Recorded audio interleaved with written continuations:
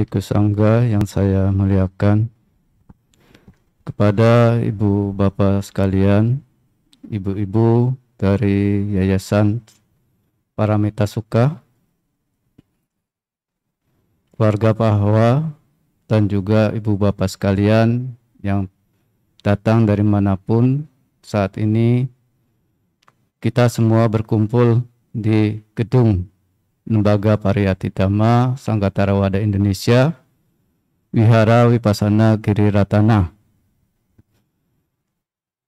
Sangat bersenang saat ini kita berada melakukan kebajikan, di mana di hari yang sesungguhnya ini adalah hari yang spesial bagi umat Buddha, ya, karena ini hari Uposatha.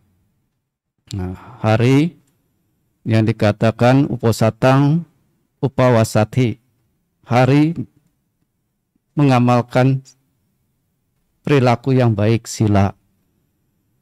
Nah, bagi ibu bapak sekalian yang bertekad memegang teguh, apakah itu 5 sila atau saat ini yang bertekad menjalankan 8 sila, itu suatu hal yang sangat disenangi dan dipuji oleh para bijaksana. Karena Sang Buddha menyatakan sendiri, Uposatha ini adalah hari yang spesial menunjukkan perilaku seorang suciwan, yaitu arahata. Ya, nah ini menjadi suatu hari yang sangat baik yang dikatakan oleh Guru Agung Buddha, hari yang memberikan buah dan manfaat yang sangat besar, yang akan menimbulkan kecemerlangan dan akan menyebar. Nah, arti menyebar di sini dapat diketahui oleh segenap makhluk, terutama makhluk-makhluk yang memang sangat menyenangi perilaku-perilaku yang baik dan bajik ini. Ya. Nah, mengawali hal ini, ada satu kisah inspirasi dalam kehidupan lampau dari Guru Agung Buddha sebagai Bodhisatta, yaitu dalam King Canda Jataka, Jataka ke-511, ya, di mana saat itu beliau terlahir sebagai Raja Brahmadatta yang dikatakan memegang teguh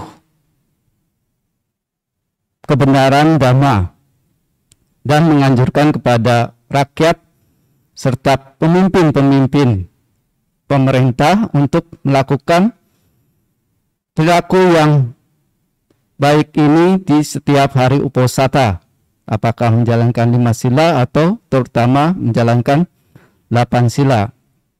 Nah, saat itu dikisahkan di zaman itu ada satu makhluk yang tidak beruntung, Vemanikapeta, yang dimana kehidupannya ini siang seperti di alam penderitaan, tersiksa oleh akibat perbuatan-perbuatan buruk, dan malam bagaikan hidup seperti di kayangan, ibarat seorang dewa dengan penari-penari dan pelayan-pelayan, yang dimana ketika malam hari dapat menikmati persembahan buah mangga yang sangat baik akibat dari perbuatan baik ketika lahir sebagai manusia.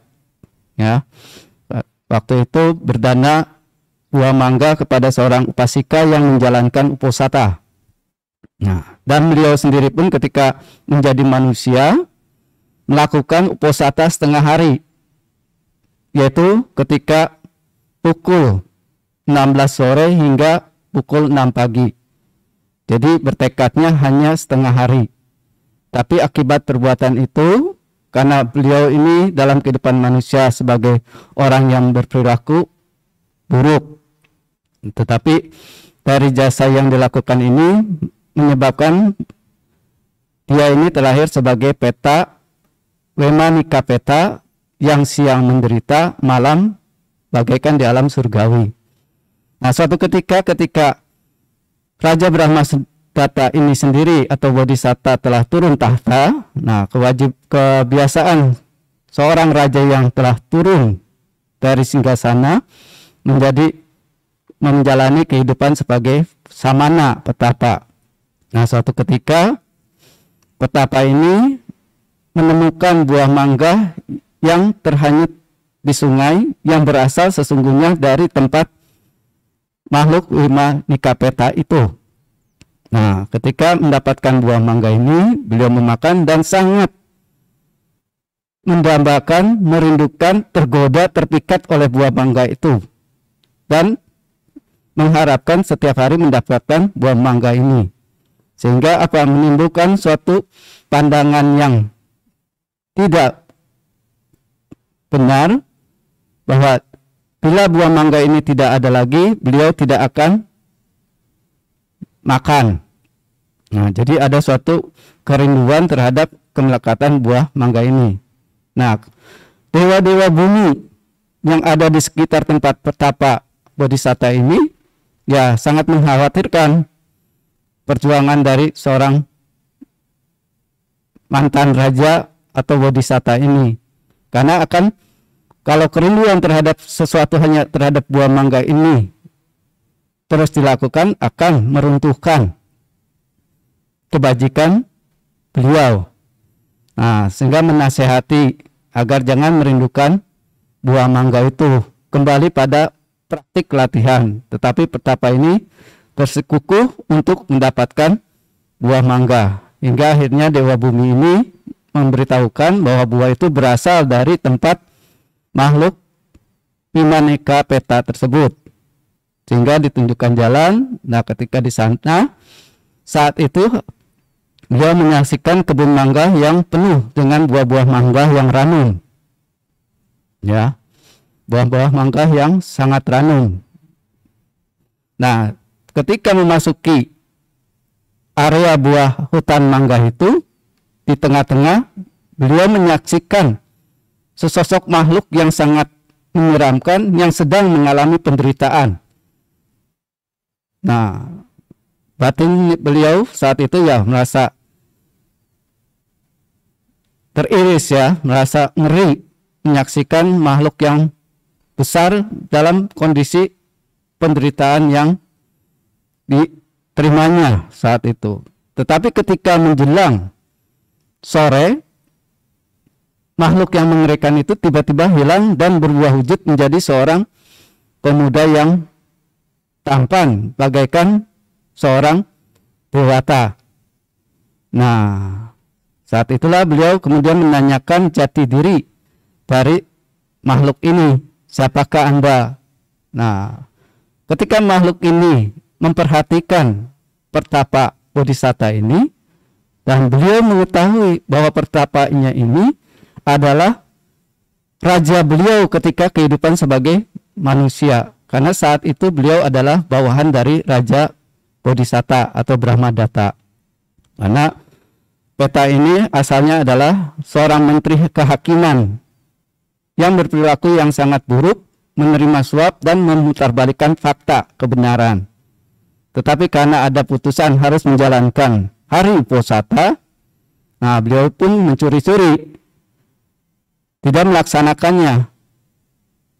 Tapi karena ketika kasus melihat seorang wanita yang miskin yang berperkara tetapi bertekad menjalankan Uposatha, nah hakim ini pun akhirnya memutuskan mengambil setengah Uposatha.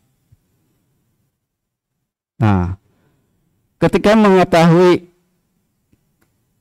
niatan dari petapa Bodhisatta ini, yang dimana kerinduan terhadap buah mangga itu dan menelantarkan, melalaikan hal yang sangat patut dilakukan oleh seseorang yang bijak, yang memiliki kondisi-kondisi yang baik sesungguhnya yang telah diperoleh.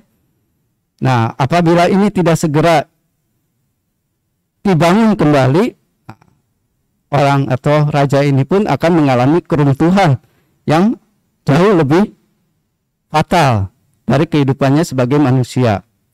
Sehingga beliau menunjukkan jati dirinya, mengatakan bahwa saya adalah bawahan Anda. Saya telah melakukan tindakan yang tidak patut dan tercela oleh para bijaksana. ketika menjabat sebagai kepala hakim. Nah, tetapi saya dapat menikmati kebahagiaan ini karena saya menjalankan setengah uposatha dan berdana buah mangga kepada seorang yang menjalankan uposatha. Jadi perbuatan yang sangat kecil tapi mampu mengkondisikan yang baik. Nah, mendengar hal ini akhirnya tersadarlah Bodhisatta ini akan pentingnya seseorang membangun kesejahteraan dirinya. Walaupun kita sudah terlahir dalam kondisi yang sangat baik, tetapi perlu diingat, ini buah kebajikan lampau. Kita harus membangun kondisi-kondisi untuk kehidupan yang akan datang. Karena kehidupan ini tidak pasti apakah kebajikan lampau kita masih akan mencukupi untuk kehidupan-kehidupan yang akan datang tanpa sekarang kita melakukan hal-hal bajik. Nah, itu sulit diterka. Ya, bahkan dominan apa? Kalau saat ini mengkondisikan hal-hal yang buruk, tidak bergegas.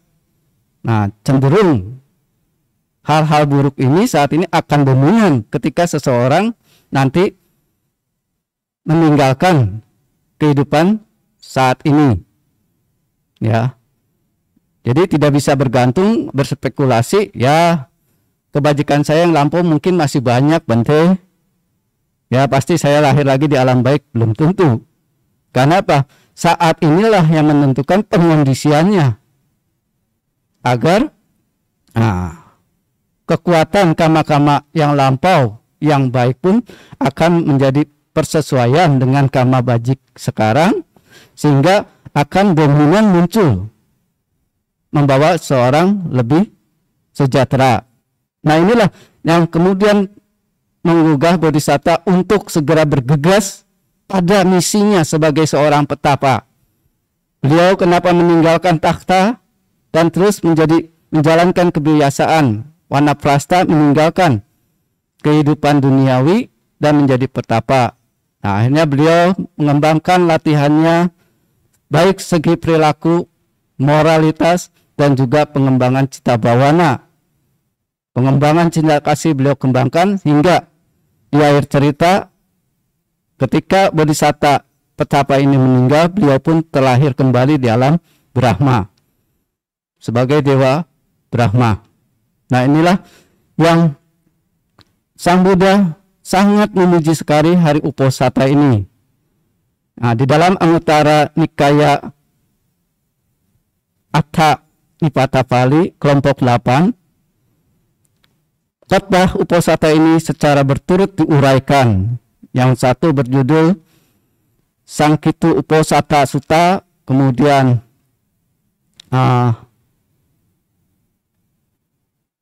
Nita Uposatha ya, dan satu lagi Wisaka Sutta. Nah, jadi di hari Uposatha datang Upasika Wisaka, yaitu umat awam wanita Wisaka yang sangat terkenal, dermawan, rupawan, kaya raya, cantik, ya, tapi memiliki perilaku yang baik. Nah, ketika beliau datang di hari Uposatha, Sang Buddha kembali menekankan pentingnya Uposatang Upawasati, pengamalan sila. Pertama, praktik 8 sila. Karena praktik 8 sila ini adalah praktik sesungguhnya milik dari seorang arahata. Jadi kalau kita menjalankan 8 sila, berarti kita praktik sesuatu yang sangat digemari, ditekuni oleh seorang arahat. Ya, jadi berkah penjalanan Uposatha ini, itulah yang Buddha katakan mendatangkan buah manfaat yang sangat besar yang akan cemerlang dan menyebar ke seluruh alam semesta. Nah, semoga hari Uposatha ini kita semua dapat menekuni latihan dan bertekad dalam diri baik itu menjaga 5 sila ataupun saat ini mengambil 8 sila. Semoga berberkah dari praktik latihan ini mendatangkan kebahagiaan. Terima kasih.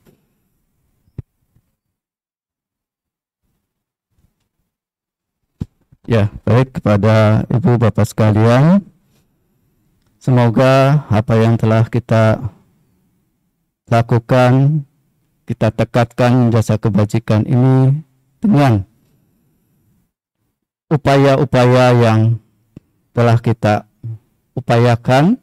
Semoga niatan ini membawa berkah bagi kita, dan semoga kondisi ini pun dapat menjadi kondisi yang tepat dan mudah diterima dalam kondisi yang baik oleh sanak keluarga kita yang telah meninggal. Bila mereka mengalami penderitaan, semoga penderitaan mereka lenyap, dan semoga para dewa yang turut hadir dapat memberitahukan kepada mereka. Silakan dikonsentrasikan. Yatta wariwaha pura paripurenti sakarang ewamewa ittho tinnang petannang upakapati iccitang patitang tumhang kippamewa sammicatu sabbe purentu sangkapa canto panaraso yatta manicho tiraso yatta Vewa canda saparoko vinasatmate bhavatwantarayo sukhite kayoko bhava abhivadanase Vata pacayino cattaro dhamma vadanti ayuwanno sukang palang kalena dada panya wadanyo kalena Ariyesu ujupote sutatisu vipassana manatasa vipulaho tidakina yetata anumodanti veya wacang karanti wa nate nadakina onna te pipunya sabakino tasmadate apatiwana cito yatta tinnang mahapalang punyani paralokasming patita honti paninan te bawatu sabba manggalang kando sabba dewata